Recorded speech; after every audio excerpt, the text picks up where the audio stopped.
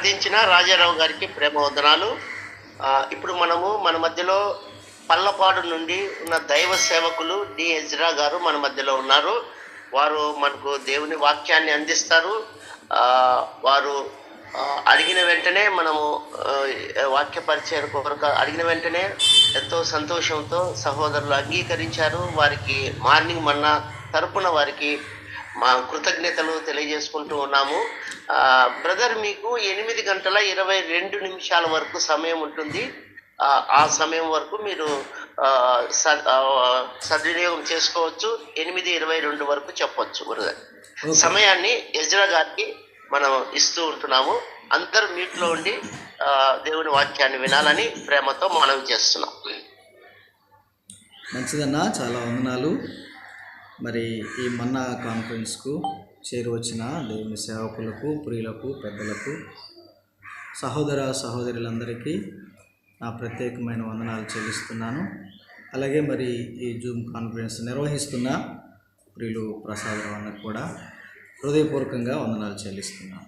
మరి వారు ప్రేమతో ఆహ్వానించి వాక్య పరిచర్య కొరకు మరి కోరగా దేవుని కృపలో మరి మీతో కూడా ఈ ఉదయకాలం కలుసుకోవడానికి ప్రభు సహాయం చేశాడు.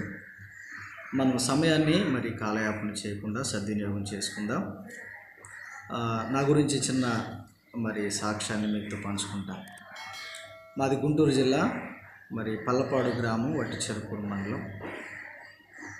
మరి 2013లో దేవుని సేవ కొరకు ప్రతిష్ఠించబడి మరి సంపూర్ణ సేవకునిగా మరి కొనసాగుతూ పల్లపాడు, అలాగే మరొక గ్రామం పక్కనున్న సౌపాడు అనే గ్రామంలో 2 స్థలాల్లో మరి చిన్న పరిచర్యలు ప్రభు ఇచ్చాడు. అన్ని జనుల మధ్య మరి 2 పరిచర్యలను చూసుకుంటూ ప్రభు పనిలో ముందు కొనసాగుతున్నాను. నాకు వివాహమైంది, 2 బాబులు. మరి మా కుటుంబం కొరకు పరిచర్య కొరకు కూడా మీరు ప్రార్థించండి. రైట్, మరి దేవుని వాక్యాన్ని మనం చదువుకుందాం. లూకాసు వార్త 13వ అధ్యాయం. లూకాసు వార్త 13వ అధ్యాయం 10 నుంచి 13 వచనాల వరకు చదువుకుందాము. విశ్రాంతి దినమున ఆయన ఒక సమాజ మందిరములో బోధించుచున్నప్పుడు 18 ఏండ్ల నుండి బలహీనపరచు దయ్యము పట్టిన ఒక స్త్రీ అచ్చట ఉండెను. ఆమె నడుము వంగిపోయి ఎంత మాత్రము చక్కగా నిలువబడలేకుండెను. యేసు ఆమెను చూసి రమ్మని పిలిచి, అమ్మా, నీ బలహీనత నుండి విడుదల పొంది ఉన్నావని ఆమెతో చెప్పి ఆమె మీద చేతులుంచగానే ఆమె చక్కగా నిలువబడి దేవుని మహిమపరిచెను.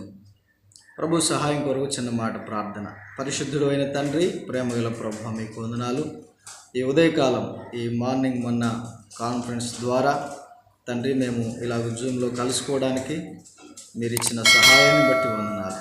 చదవబడిన లేఖనం ఎత్తిపట్టి నాతో, మాతో, మా అందరితో మీరు మాట్లాడమని, సమస్త మహిమ, ఘనత, ప్రభావాలు మీరు పొందమని ప్రభువును రక్షకుడై ఉన్న యేసుక్రీస్తు వారి ప్రశస్త నామమున స్తుతులు చెల్లించి ప్రార్థించి వేడుచున్నాం తండ్రి, ఆమేన్. మంచిది. ప్రియమైన దేవుని వారలారా, ఈ ఉదయకాలం మనం చదువుకున్నటువంటి ఈ లేఖన భాగం విశ్వాసులమైన లేక పరిచారకులమైన సేవకులమైన మనమందరం కూడా దేవుని పిల్లలం. కాబట్టి దేవుని పిల్లలమైనటువంటి మనకు అవసరమైనటువంటి సంగతులు ప్రభు ఈ భాగం నుంచి మనతో మాట్లాడినట్లుగా మన హృదయాలను మనం సిద్ధపరచుకుందాం. చదువుకున్నటువంటి ఈ లేఖనంలో 18 సంవత్సరాల నుండి నడుము వంగిపోయినటువంటి ఒక స్త్రీ సమాజ మందిరానికి వస్తూ వెళుతున్నటువంటి మరి పరిస్థితి మనకు కనబడుతుంది. ఒకానొక రోజు యేసుక్రీస్తు ప్రభువారు ఆ సమాజ మందిరానికి వెళ్ళి ఆయన వాక్యం బోధించుచుండగా ఆమె వింటూ ఉంది. ఆయన వాక్య ప్రకటన ద్వారా ఆయన వాక్యం చెప్పడం అయిన తర్వాత ఆ స్త్రీని గమనించి ఆమెను పిలిచి ఆమెను స్వస్థపరిచినట్లుగా ఈ లేఖన భాగం మనం చూస్తాం. ఇందులో నుంచి ఉదయకాలం మనకు కావలసిన ఆత్మీయ పాఠం, అది మన ఆత్మలకు ఎంతో అవసరము, ప్రయోజనమని మరి ఈ కాన్ఫరెన్స్ విషయంలో ఏ వాక్యం అందించాలని ప్రార్థిస్తూ కనిపెడుతున్నప్పుడు ప్రభు అందించిన తలంపులనే ఈ ఉదయకాలం మీతో పంచుకోవాలని ఆశపడుతున్నాను. ప్రియులారా, ఈ వాక్యంలో మనం చూస్తాం 18 ఏండ్ల నుండి 11వ వచనం. బలహీనపరచు దయ్యము పట్టిన ఒక స్త్రీ అచ్చట ఉండెను. ఆమె నడుము వంగిపోయి ఎంత మాత్రము చక్కగా నిలబడలేదు. యేసుక్రీస్తు ప్రభువారు సమాజ మందిరంలో ఆయన బోధిస్తుండగా ఆయనకు ఈ స్త్రీ కంటపడింది. ఈమె పరిస్థితి ఎలాగుంది అంటే ఆమె నడుము వంగిపోయినటువంటి స్థితిలో ఉంది. ఎంతకాలము అంటే 18 ఏండ్లు అన్నాడు. 18 సంవత్సరాలు అంటే బహుకాలం నుంచి అని. ఈమెను గురించి మనం ఆలోచన చేస్తూ వచ్చినప్పుడు మరి 18 సంవత్సరాల నుండి ఈ పరిస్థితుల్లో ఉంది అంటే అంతకుముందు ఎలాగుంది? బహుశా అంతకుముందు బాగానే ఉండొచ్చు. అంటే పుట్టుకతో ఈమె ఈ స్థితిలో లేదు. మనం కొన్ని సందర్భాల్లో గమనిస్తాం, వాడు పుట్టుకతో కృంటివాడు అని రాయబడిన మాట. అంతేకాదు, వాడు పుట్టుకతో గ్రుడ్డివాడు అనే మాటలు కూడా మనం చూస్తాం. కానీ ఈమె పుట్టుకతో నడుము వంగిపోయలేదు, మధ్యలో ఈమె నడుము వంగిపోయినట్లు మనం గమనించవచ్చు. అంటే నడుము వంగిపోయి ఈమె ఉంది అంటే ఏ పరిస్థితుల్లో ఉంది? బహుశా చక్కగా నిలవబడితే మంచి ఆకారం, స్వరూపం చూడడానికి బాగుండొచ్చు. కానీ వంగిపోయిన స్థితిలో ఉంది అంటే ఇలాగ నేను మీకు జ్ఞాపకం చేస్తాను. ఈమె ఆకారాన్ని కోల్పోయింది. ఈమె చక్కగా లేదు, చక్కగా నిలబడలేదు. ఆమెకు స్వరూపం పోయింది, ఆకారం పోయింది. ఇంకొక మాటలో చెప్పాలంటే వికారంగా మారిపోయింది. ఇది ప్రారంభం లేదు, ప్రారంభంలో బాగానే ఉంది. కానీ కొంతకాలం తర్వాత మధ్యలో ఈ సమస్య ఏమికొచ్చింది. విశ్వాస జీవితంలో మనం కూడా ప్రారంభంలో కొన్నిసార్లు బాగానే ఉంటాం. ప్రారంభంలో బాగానే ఉంటుంది, ప్రార్థన బాగుంటుంది, పరిచర్య బాగుంటుంది. ప్రారంభంలో మనం చాలా ఆసక్తిని కనబరుస్తాం. కాలక్రమంలో ఇదిగో ఈమె వలె ఆకారాన్ని కోల్పోయిన, నడుము వంగిపోయిన, చక్కగా నిలబడలేకపోయినటువంటి పరిస్థితుల్లో దేవునిలో అటు ఇటుగా ఉన్నట్టుగా అవిశ్వాసపు వేళ్ళు మన జీవితంలో అవి ఊనుతున్నట్లుగా కనబడే పరిస్థితులు. ప్రియులారా, గమనించండి. ఒకసారి మన ఆత్మీయ జీవితాన్ని మనం పరిశీలన చేసుకుందాం. ప్రభు నమ్మిన ప్రారంభంలో మన ఆత్మీయ జీవితం ఎట్లుండేది? కొనసాగుతుండగా ఇప్పుడున్నటువంటి పరిస్థితి ఎట్లా ఉంది? ఒకవేళ హృదయంతరంగాలు ఎరిగినటువంటి ప్రభువు మన పరిస్థితిని ఎరిగి మాట్లాడుతున్నాడేమో. మనం దీన్ని దాటవేసుకోవద్దు, లేకపోతే నిర్లక్ష్య పెట్టవద్దు. దేవుడు తన వాక్యం ద్వారా ఉదయకాలం మనతో మాట్లాడుతున్నాడు. ఆమె నడుము వంగిపోయింది అంటే చక్కగా నిలబడడం లేదు. ఆమె నిలకడలేనటువంటి పరిస్థితి. ఆకారాన్ని కోల్పోయింది, స్వరూపాన్ని కోల్పోయింది. ప్రసంగి గ్రంథం 7:29 ఉంటుంది కదా, దేవుడు నరులను యథార్థవంతులనుగా పుట్టించాడు. ఆయన మనల్ని పుట్టించినప్పుడు, లేకపోతే ఆధ్యాత్మికంగా మనము దేవునిలో జన్మించినప్పుడు మనం మంచిగా ఉన్నాం, యథార్థంగా ఉన్నాం, పరిశుద్ధమైనదిగా, లేకపోతే పరిశుద్ధంగా జీవించాలి, ప్రభు కొరకు జీవించాలి అనేటువంటి ఒక నిర్ణయాలు, తీర్మానాలు ఎన్నో మనం కలిగి ఉన్నాం, ప్రభువులో బలంగా ఉన్నాం. కానీ రాను రాను కాలక్రమంలో మన పరిస్థితి ఎట్లా ఉందంటే ఇదిగో నడుము వంగిపోయిన పరిస్థితి. నడుము వంగిపోవడం అంటే అర్థం ఏంటి?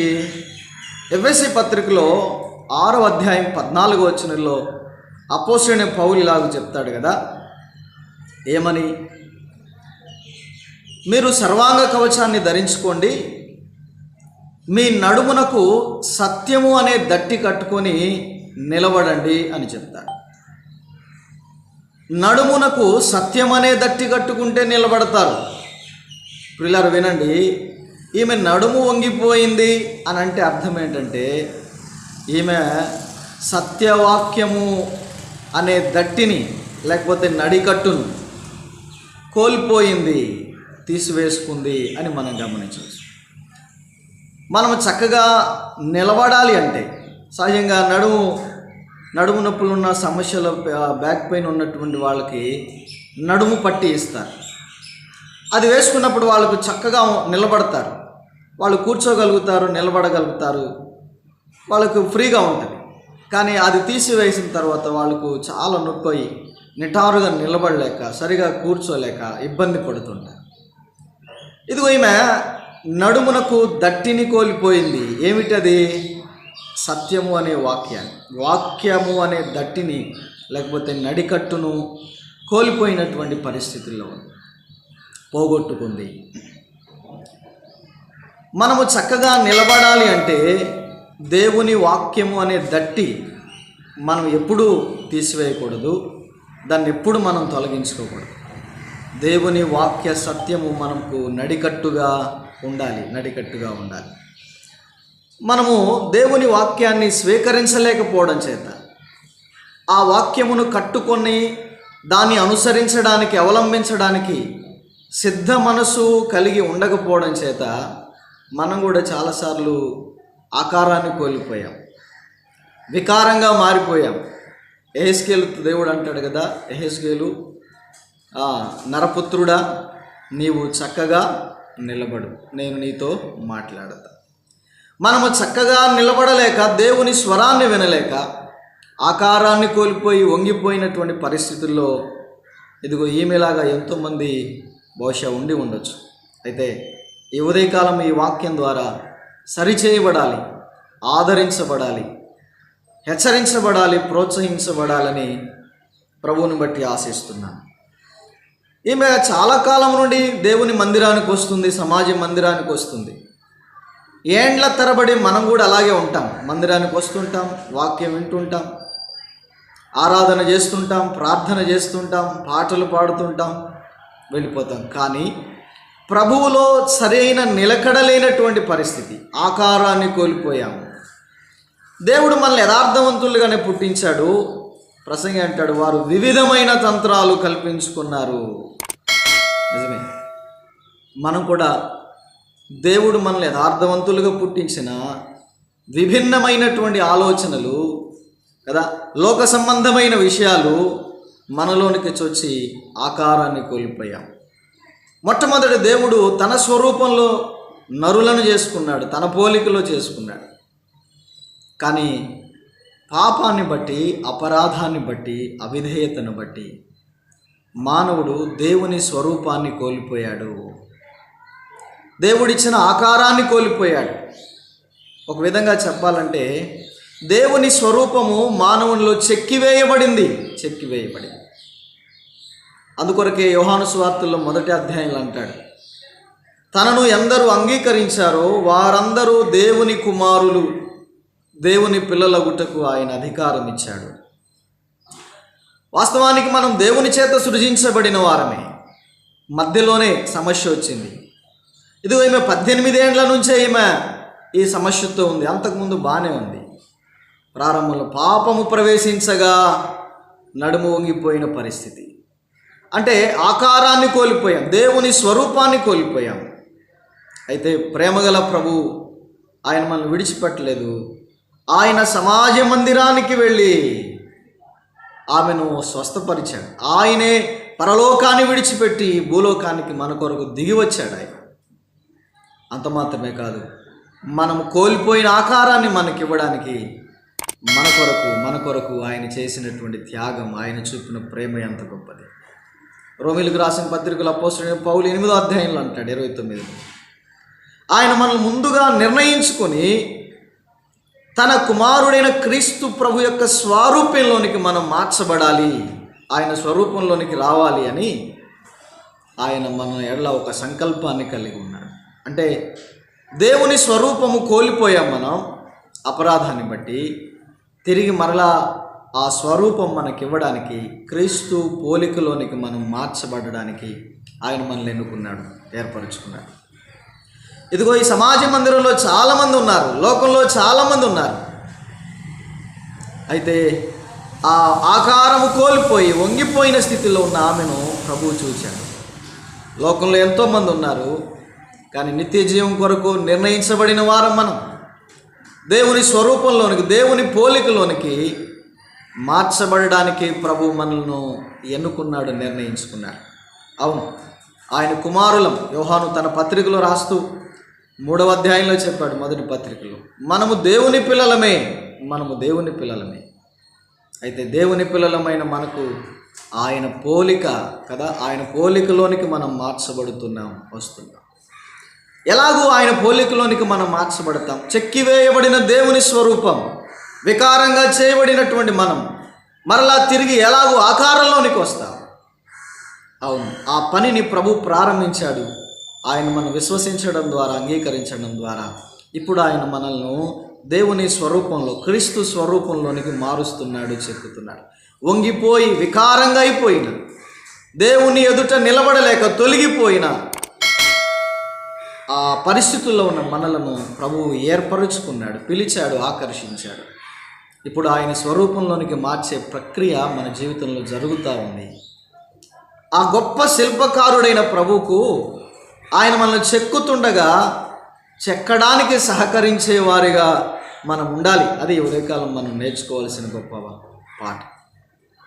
ఈమె నడుమొంగిపోయి దేవుని సమాజ మందిరంలోనికి వచ్చింది. అయితే 18 ఏళ్ల నుంచి వస్తూనే ఉంది. మరి బోధ చేయడం లేదా? బోధ వినడం లేదా? ఆ ప్రధాన యాజకులు లేకపోతే ఆ సమాజ మందిరపు అధికారులు లేఖనాలు చెప్పడం లేదా? చెప్తున్నారు. కానీ ఆమె సమస్య అలాగే ఉంది. కోల్పోయిన ఆమె ఆకారము తిరిగి ఆమె పొందుకోలేకపోయింది 18 ఏళ్ళైనా. కారణం ఏంటంటే సత్యము అనే వాక్యము చేత ఆమె కట్టబడలేదు. ఎప్పుడైతే యేసుక్రీస్తు ప్రభువారు సత్యవాక్యమును బోధిస్తుంటుండగా ఆమె వింది. నేను ఈ వచనాన్ని ఇలాగ మీకు జ్ఞాపకం చేయాలనుకుంటాను. ఎంతో కాలం నుంచి మందిరానికి వస్తుంది, కానీ ఆ సమాజ మందిరపు అధికారులకు కానీ అక్కడున్న వాళ్ళకి కానీ ఆమె సమస్యను వాళ్ళు గుర్తించలేకపోయారు. ఆ సమస్య నుంచి ఆమె బయటపడడానికి, సరిగా చక్కగా నిలబడడానికి వాళ్ళు ప్రయత్నం చేయలేకపోయారు. నేడు చాలామంది దేవుని సేవకులుగా ఉన్నవాళ్ళు కూడా సరిచేయవలసినటువంటి పరిస్థితులు ఏర్పడినప్పుడు సరిచేయలేకపోవడం, వారి యొక్క హోదాను బట్టి, వారి యొక్క ఉన్నత స్థితిని బట్టి హెచ్చరించకపోవడం చేత వారు వంగిపోయిన స్థితిలోనే ఉండిపోయారు. వారు ఆకారాన్ని కోల్పోయారు అని, చక్కగా దేవునిలో నిలబడడం లేదని ఎప్పుడు అర్థమవుతుంది? సత్యవాక్యము సరిగా బోధించబడినప్పుడే. అందుకే తిమోతికి పౌలు రాస్తూ అంటాడు, నీవు సమయమనక అసమయమనక ఏం చేయాలంటే హితవాక్యాన్ని నీవు బోధించాలి, మానక నీవు బుద్ధి చెప్పాలి. నీవు గద్దించు, బుద్ధి చెప్పు, సరిచేయి. దేవుని పిల్లలుగా మనకు హెచ్చరిక కావాలి, గద్దింపు కావాలి. అదే హితవాక్యము. జనులట హితవాక్యాన్ని సహించలేరు, గద్దింపుని ఇష్టపడరు, హెచ్చరికకు లోబడరు. ఎంత విచారం! మనం అప్పుడే పరిపూర్ణులం కాలేదు. పరిపూర్ణతలో వైపుగా మనం నడిపించబడుతున్నాం. ప్రభు మనల్ని రక్షించాడు ఆత్మరక్షణ ద్వారా. అనుదినము మనకు ప్రాణరక్షణ ఇస్తున్నాడు. ప్రభు ప్రత్యక్షమైనప్పుడు దేహ విమోచన జరిగి మనం పరిపూర్ణులం అవుతాం. అప్పటి వరకు ఏం జరుగుతుందంటే మనం ఆయన పోలికలోనికి మార్చబడతాం. అప్పుడు ఆయన ప్రత్యక్షమైనప్పుడు ఆయనను పోలి మనం ఉంటాం అన్న. మరి ఆయన పోలికలోకి మార్చబడే ఈ ప్రక్రియ సత్యవాక్యము ప్రకటిస్తుంటుండగా అది సుత్తి వలె, ఉలివలే ఆయన స్వరూపంలోనికి అది మనల్ని చెక్కుతూ ఉంది. చెక్కడానికి ఎంతమంది సహకరిస్తారు? దేవుడు తన వాక్యం ద్వారా మనల్ని సరిచేయడానికి ఎంతమంది ఇష్టపడతారు? ప్రభువా, నాతో మాట్లాడండి, నన్ను సరిచేయండి, నీ పోలికలోనికి తండి, నాలో నేను నిలబడలేకుండా ఉన్నటువంటి ఆ పరిస్థితులు ఏమిటో నాకు తెలియచేయండి అని ఇష్టపడే వాళ్ళు ఎంతమంది? ఇదిగో ఈమె ప్రభు వాక్యమును వింటుండగా ఆమె తన బలహీనత బయటపడింది. అవును, దేవుని వాక్యం వింటున్నప్పుడు మన బలహీనతలు బయటపడతాయి. మనతో ఆయన మాట్లాడతాడు, మన సంగతులు ఆయన తెలియజేస్తాడు, మనం ఎలాగున్నామో ఆయన తెలియజేస్తాడు. సరి చేసుకోవలసినటువంటి అవసరత ఎంతైనా ఉంది. కొంతమంది వాత వేసుకొని దాటి వెళ్ళిపోతుంటారు, సరి చేసుకోవడానికి ఇష్టపడరు. ఇదిగో ఈమె దేవుని వాక్యం వింటుండగా 10-11 వచనాల ప్రకారం ఆమె బలహీనత బయటపడింది. 18 సంవత్సరాల నుండి ఆమె తన ఆ స్థితుల్లో ఉంది అని ఆమె పరిస్థితి ఇక్కడ బయటపడింది. అయితే ప్రేమ కలిగిన ప్రభువు ఆమెను విడిచిపెట్టలేదు. అందుచేత 12వ వచనంలో ఆయన అన్నాడు, ఆమెను చూచి సత్యవాక్యము ప్రకటించబడుతుండగా ఎవరికి ఏది అవసరమో, అందుకే కదా ఎవరికి ఏ హృదయానికి ఏ వాక్యం కావాలో దానిని ప్రభు అందిస్తాడు. ఒకటే వాక్యం, ఒకటే లేఖనం, కానీ వివిధములుగా అది అనేకులకు ఎవరికి ఎలాగ అవసరమో అలాగో అది ఉపయోగపడుతుంది. అన్ని కోణాలలో అన్ని విధాలుగా ఆ వాక్యం పనిచేస్తుంది. బహుశా ఇది సరిగా ఉన్న వాళ్లకు ఉత్తేజాన్ని, ఉజ్జీవాన్ని కలిగించి ఇంకా మరింతగా ప్రభువులో బలపడడానికి కావచ్చు. ఒకవేళ చక్కగా నిలబడలేకపోతుంటే వారు సరిచేయబడి దేవునిలో చక్కగా నిలబడాలి అనే ఒక తీర్మానంలోనికి నడిపించడానికి కావచ్చు. ప్రభు మాట్లాడుతుండగా మనం త్రోసివేయకూడదు. ప్రభు ఆమెను చూచాడు, రమ్మని పిలిచాడు. దేవుని వాక్యము వినగా, ఆయన స్వరం మనకు వినబడగా, ఆయన ఆహ్వానం మనకు అర్థమవుతుంది. ఆయన మన హృదయాన్ని సంధించిన సంగతి మనకు అర్థమవుతుంది. ఎలా దాటిపోతాను చెప్పండి? ప్రభు పిలుస్తున్నాడు, రా నా యొద్దకు, నేను నిన్ను సరి చేస్తాను. అమ్మా నీవు నా యొద్దకు రా. ఆమెను చూచి రమ్మని పిలిచాడు. దేవుని వాక్యము ఆయనకు సమీపంగా మనం చేస్తుంది. ఆయన వాక్యం విన్నప్పుడు ఆయన పాదాల మీద పడేటట్లు చేస్తుంది. ఆయన సన్నిధికి మనము సమీపంగా వెళ్ళేటట్లు చేస్తుంది. అవును ప్రభువా, నిజమేనయ్యా, నేను ఈ పరిస్థితుల్లో ఉన్నాను, నీవు నాతోనే మాట్లాడావు, నాతో సత్యవాక్యము ప్రకటించబడుతుండగా, దేవుడు మాట్లాడుతుండగా సరిచేయబడడానికి ఇష్టపడేవాళ్ళు ప్రభు పాదాల దగ్గరకు, ప్రభువుకు సమీపంగా వస్తారు. సరి చేసుకోవడానికి ఇష్టపడని వాళ్ళే దూరంగా వెళ్ళిపోతారు. దేవుని వాక్యానికి దూరంగా ఉంటారు, సంఘానికి దూరంగా ఉంటారు. ఆ తర్వాత దేవునికి కూడా దూరం అయిపోయే పరిస్థితి. బాహ్యంగా శారీరకంగా సంఘంలో ఉండొచ్చు, శారీరకంగా భక్తులుగా ప్రదర్శించబడచ్చు, కానీ వారు ఎప్పుడో ఆధ్యాత్మికంగా దేవుని నుంచి తొలగిపోయారు. వారు దేవుల్లో చక్కగా లేరు, చెక్కివేయబడ్డారు. ఆత్మీయ స్వరూపం కోల్పోయింది, దేవుని పోలిక లేదు. వారిని చూస్తే క్రీస్తు ప్రభువుని చూస్తున్నట్లుగా, క్రీస్తు ప్రభు ప్రేమ వారిలో ఉన్నట్టుగా, ప్రభువును ఉట్టిపరిచేటట్లు, వ్యక్తపరిచేటట్లుగా వారు కనబడరు. వారి ముఖంలో ఆత్మీయత అనే కళ లేదు. కారణం వారు చక్కగా నిలబడలేకపోవడానికి, సత్యమనే వాక్యమును వారు గట్టిగా కట్టుకొనలేకపోవడం చేత. ముగింపుకు వస్తున్నాను. ప్రభువు ఎప్పుడైతే ఆమెను పిలిచాడో, ఆమె ఆ వంగిపోయిన స్థితిలో ఆయన దగ్గరకు వచ్చింది. ఆయన ఆమెను ముట్టి కదా 13వ వచనం లేక 12 నుంచి, అమ్మా నీ బలహీనత నుండి విడుదల పొంది ఉన్నావని ఆమెతో చెప్పి ఆమె మీద చేతులు ఉంచగానే ఆమె చక్కగా నిలబడింది. ప్రభు స్పర్శ, ప్రభు యొక్క చేతి స్పర్శ మనలను బాగు చేస్తుంది. ఆయన వాక్యపు తాకిడి, అప్పుడు శరీరధారిగా ఉన్నాడు, ఆయన హస్తాలతో తాకాడు, ముట్టాడు. మరి ఇప్పుడు ఎలా ప్రభు మనల్ని ముడతాడు?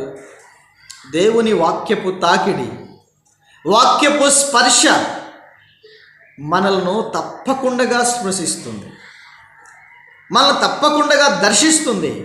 అవును, ఆయన స్పర్శ, ఆయన దర్శ మనల్ని ఖచ్చితంగా బాగు చేస్తుంది. ప్రభువులో తప్పకుండా అది నిలబడేటట్లు చేస్తుంది. ప్రభు వైపు చూస్తూ మనం ముందుకు కొనసాగించబడేటట్లు చేస్తుంది. ఆమె వంగిపోయింది, నేలను మాత్రమే చూచేది, కానీ ప్రభువు పిలుపును విని లోబడి ఆయన దగ్గరకు వస్తే ఆయన స్పర్శించగా, ఆయన దర్శించగా ఇప్పుడు ఆమె చక్కగా నిలబడి ప్రభువుని చూస్తుంది. కనులా ప్రభువుని చూస్తూ పరవశిస్తుంది ఆమె.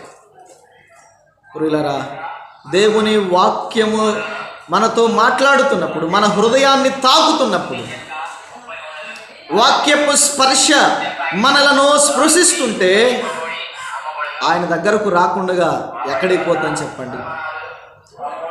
ఆయనను సమీపించకుండా ఎక్కడికి వెళ్ళగలం? ఆయనకు దూరంగా వెళ్ళి మనం ఎట్లా బాగుపడగలం? ఎలా మేలు పొందగలం? ఎలా దీవించబడగలం? ప్రభు ఆమెను ముట్టి స్వస్థపరిచి అప్పుడు ఆమె చక్కగా నిలబడింది. అవును, దేవుని వాక్యపు స్పర్శ మన హృదయాలను తాకుతున్నప్పుడే మనం దేవునిలో చక్కగా నిలబడతాం. సంఘములో మనం నిలబడతాం, సేవలో మనం నిలబడతాం, పరిచర్యలో మనం నిలబడతాం. దేవుడు ప్రతి ఒక్కరితో మాట్లాడతాడు. బోధిస్తున్న నాతో, సేవకులతో కూడా, పెద్దలతో, పరిచారకులతో ఆయన మాట్లాడతాడు. ప్రతి ఒక్కరితో మాట్లాడతాడు. ఆయన స్వరం మనం విని ఆ స్వరానికి విధేయత చూపించినప్పుడే ఆయన మనల్ని దర్శిస్తాడు, ఆయన మనల్ని స్పృశిస్తాడు. ఇదిగో ఆయన పిలుపుని విని, అమ్మా ఇలాగ రాని పిలిస్తే ఆమెను చూసి రమ్మని పిలువగా ఆమె ఆయన దగ్గరకు వచ్చింది. ఆమె ఏ స్థితిలో వచ్చిందో అదే స్థితిలో తిరిగి వెళ్ళలేదు. వంగిపోయిన స్థితిలో వచ్చింది ఆయన దగ్గరకు. ఆయన వాక్యపు తాకిడి ఆమెను దర్శించగా ఆమె చక్కగా ఆమె నిలబడి వెళుతుంది. ఇప్పుడు వంగిపోయిన ఆమె ఇప్పుడు చక్కగా నిలబడింది, దేవునిలో చక్కగా నిలబడింది. ప్రియులారా, ఉదయకాలం ప్రభు మనకిచ్చిన ఈ చక్కని అవకాశం ప్రభు మనతో మాట్లాడదు. ఒకవేళ సరి చేయబడాలని మన సంగతి ఎరిగిన ప్రభు మనతో మాట్లాడాడేమో, సరి చేసుకుందాం. ఒకవేళ మనం ఇప్పటికే చక్కగా ప్రభువులో కొనసాగుతుంటే ఈ వాక్యం చేత మనం ఇంకా ధైర్యపరచబడి, ఆదరించబడి, ప్రోత్సహించబడి ముందుకు కొనసాగుదాం. ప్రభు ఈ తలంపులు మన వెనుకల్లో దీవించునుగాక. ఆమేన్. సమయం ఇచ్చిన ప్రియులు మరి ప్రసాదానికి హృదయపూర్వక వందనాలు. అలాగే మరి జూమ్లో ఉన్న ప్రతి ఒక్కరికి కూడా వందనాలు చెల్లిస్తూ సమయాన్ని అన్నకు అప్పగిస్తాం. థ్యాంక్ యూ అన్న. మంచిది బ్రదర్, చక్కటి వర్తమానాన్ని ఉదయకాలంలో మా మధ్యకు తీసుకొని వచ్చారు. అవును, ఈ వీడియో మీకు నచ్చినట్లయితే లైక్ చేయండి మరియు షేర్ చేయండి. సబ్స్క్రైబ్ చేయడం మాత్రం మర్చిపోకండి. సబ్స్క్రైబ్ బటన్ పక్కనే ఉన్నటువంటి గంట సింబల్ కూడా మీరు నొక్కండి. అప్పుడు మాత్రమే మేము అప్లోడ్ చేసే ప్రతి కొత్త వీడియో నోటిఫికేషన్ ద్వారా మీకు అందుతుంది. Thank you for watching.